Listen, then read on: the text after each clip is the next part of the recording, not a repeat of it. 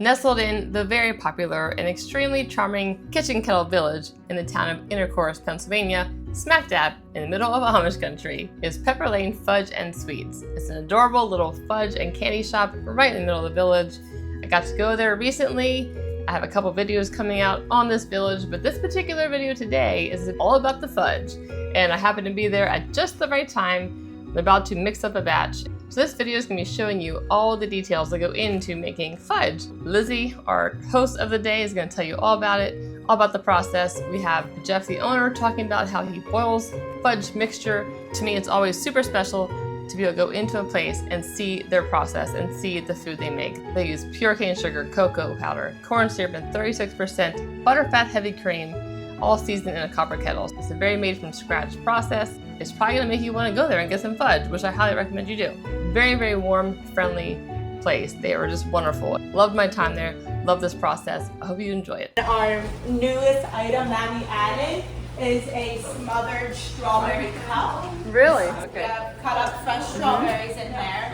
And then we have like a melted chocolate that kind of sits back here. We pour the chocolate on top. We do a regular strawberry cup, but we also do a Dubai chocolate strawberry cup. So it's like the strawberries, the chocolate, the phyllo dough, the pistachio butter, and then we do that again. And then we top it off with some chopped pistachios. Oh my goodness gracious. Yeah. Do you have any that are done right now? We do not, because Okay. we gotta make them to order. Okay. But they are You can make one. delicious. I can make one? Yeah. It's a smothered strawberry cup. Okay. So yeah, we have cut up strawberries. So what we do is we just kind of take a cup and a spoon, some cut up strawberries in Just the like bottom. a summertime thing only usually. Usually. We Yeah. just started doing them not too long ago Okay. because people have always asked us for chocolate covered strawberries. And Yes. we do them like for the weekend and whatnot. But honestly, to do a chocolate covered strawberry and then dip it, it's just Time a lot. Yeah. Yeah. So we figured out if we saw this on TikTok or Did you really? Instagram.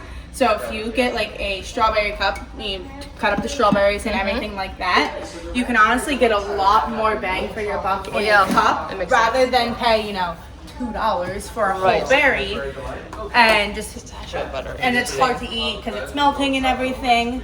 So This is we figured out if genius you do idea. it like in a cup and you get a lot more strawberries and a lot more toppings, honestly, for a lot less. Yeah. So you kind of get more bang for your buck Is that this what way. they knew this year? Or? This is new this Okay. year. So 3. This is phyllo, you said? Yeah, this is like phyllo dough, so it's Oh. toasted phyllo dough. Interesting. Yeah, karaif, I believe, is what it's called. Okay. But then we just do this again.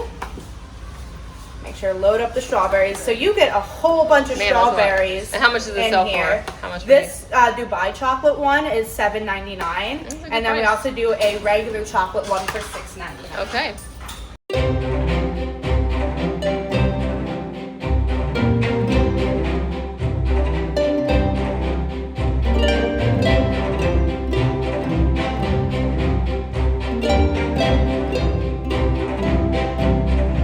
Something you can carry around and eat. That's true. Rather That's nice. than try to eat a whole strawberry and get chocolate all over. That's right. And you Yeah. Thank you very much. Oh, I no appreciate problem. it. Okay, I have to interrupt this programming to insert my opinion about this smothered strawberry cup.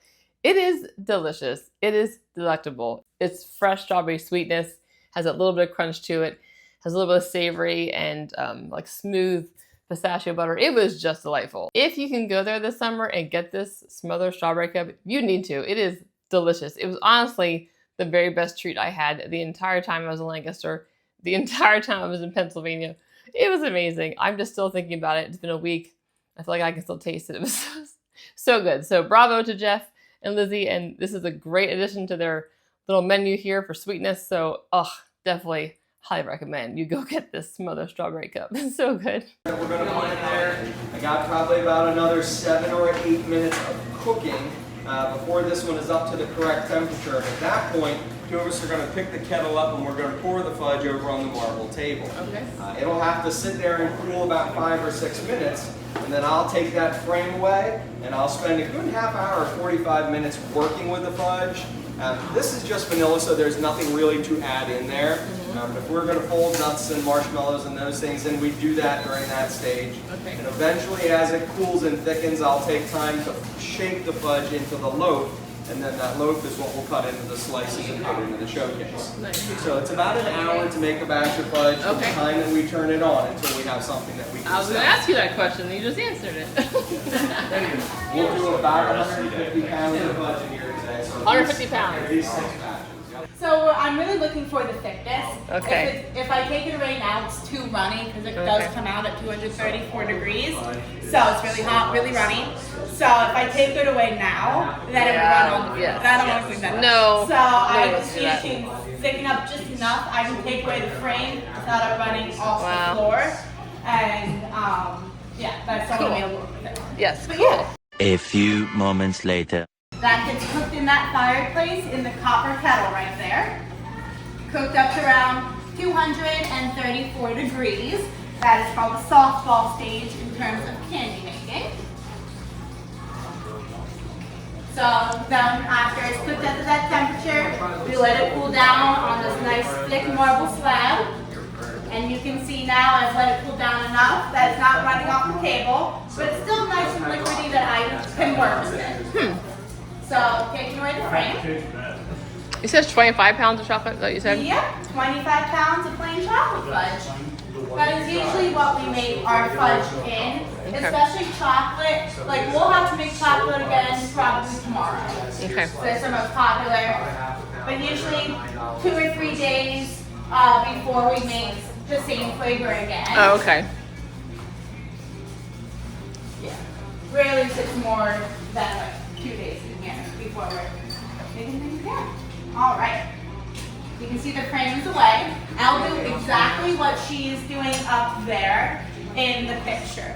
So as he said, that's his mom. Yeah, that's what I mean. Those pictures were taken in 1980. So they show the shop how it originally looked in here. We opened in 1972. Making fudge the same way, on the same slab, same paddle, and those bars over here that I took away are also original to the shop. Really? So not a lot really has been replaced.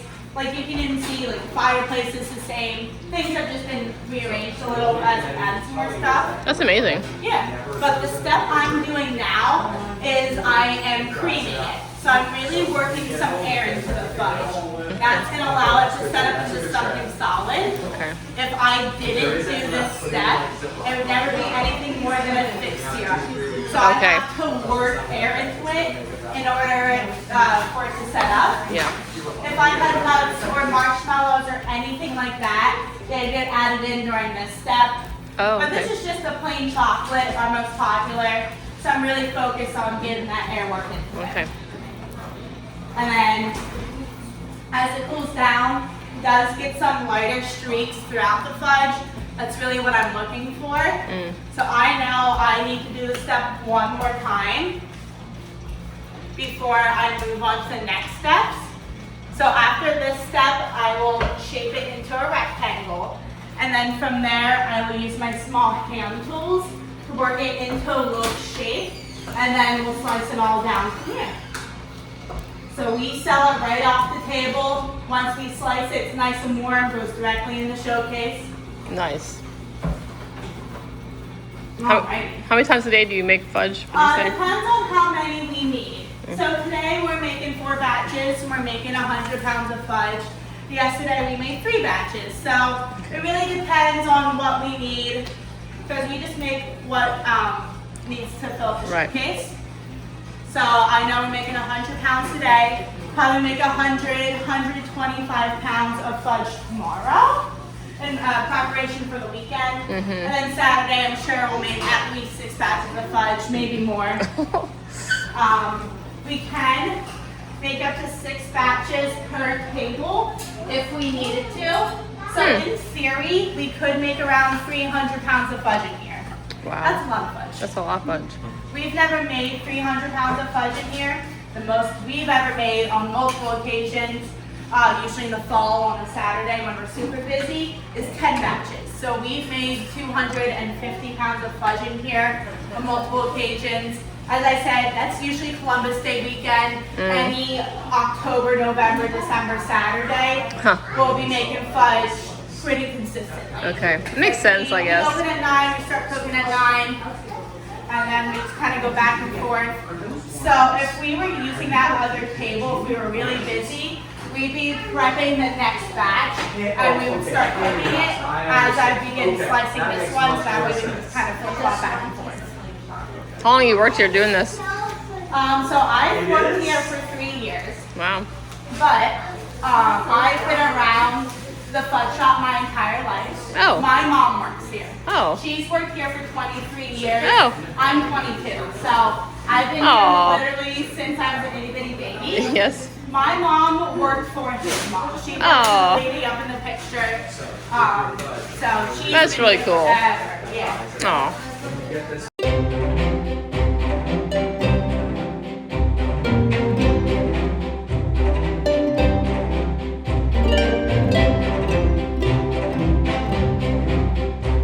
You guys can see it is getting thicker every time I work with it. So I'll just do the step until it gets thick enough. I can add a little curl to the fudge, and then that's how that little shape takes place. I'll just work until it's solid. So fudge was made completely by accident. So in the 1800s, caramels were all the rage. That's actually how Milton Hershey got his start, was by making caramels. So caramels are super popular. So somebody mixed up a batch of sugar and fat and something like that. They cooked it. They knew it had to go to that soft belt state, that 234 to 38 degree range. I knew I had to go there, so they cooked it up, poured it out, let it cool down, but it never got that texture or that chew that the caramel had. So they figured they messed something up, so they tried again and again and again, but they never got caramel. In hindsight, they cooked it too quickly. Oh. So caramel goes low and slow. They really got to let those sugars break down and caramelize. So when we make caramel here, it takes about 45 minutes to an hour to cook a batch of caramel, whereas this boiled rather quickly in about 15 or 20 minutes. Okay. And obviously in the 1800s, you didn't have air conditioning or anything like that, so it took hours for like a little 10-pound batch of fudge to cool down. So, in Mackinac Island, Michigan, they figured out if you worked fudge on a cold surface like marble, you can make a lot more fudge in a lot less time. So this is the style of fudge that we make. We make Mackinac Island milk fudge, most commonly known as loaf fudge. So the original owner, his name is Jim Garricky. He learned at Mackinac Island, Michigan, actually opened a shop in Gettysburg. Oh, really? Opened this one, and he had a couple shops across the US and the UK at the height of his business before he started to retire, before his mom bought this business from him. We named it Pepper Lane Fudge and Sweets, added some chocolates and some different things like that. Well, that's interesting. Yeah. Wow. I'm working it into this loaf shape. So you guys can see it's really starting to solidify. You can see that shape taking place. So I know I can do this 2 or 3 more times before this is completely solid and I can't move it anymore. Okay. So, Hour total. Okay. Yeah. From cooking to slicing. Okay. yeah, cooking to slicing, about an hour.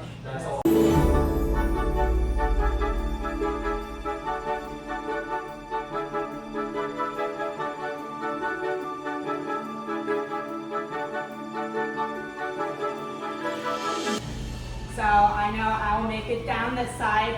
I will probably make it down that side. Okay. But then this will be a finished loaf of chocolate fudge. Wow. That then we'll hand cut.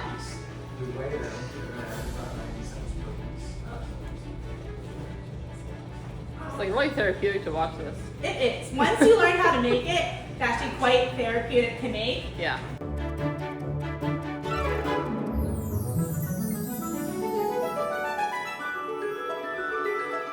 So every bit of scrap that you see is going to be used in the next batch of chocolate. Okay. So as I said, fudge is mostly sugar. So sugar itself melts down really, really nicely. True. So nothing really ever goes to waste. Like say like it gets cooked wrong, we can usually get it to close to this point and we can kind of just pack it up and use whatever was messed up in the next batch. We'll always pair with some fresh ingredients. Okay.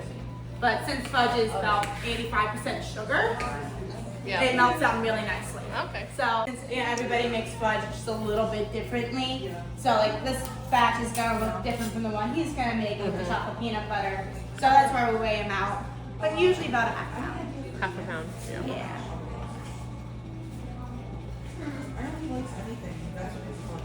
What a fun treat that I got to see this. I appreciate you letting me watch. Oh, no problem. Hope you enjoyed this little video about how they make fudge here at Pepper Lane and how they make their strawberry cups. This place is extra special for sure. I love that it's been run in the same family for a while. They really care about pure ingredients and they're very welcoming, like super warm, friendly, welcoming people. And that's kind of the norm for all Kitchen Kettle Village, and they do it really well here. So bravo to them. They did a great job. Thank you all for making me feel so welcome. Thank you, Jeff and Lizzie, for giving me that wonderful treat and showing me all about the fudge. You guys were so gracious. And now all of you on YouTube can benefit from their hospitality and definitely go get some of their stuff. So good. I can't wait to go back. So thanks for watching and enjoy your next adventure. Hopefully you're going to meander your way into Kitchen Kettle Village very soon and get one of these delicious treats.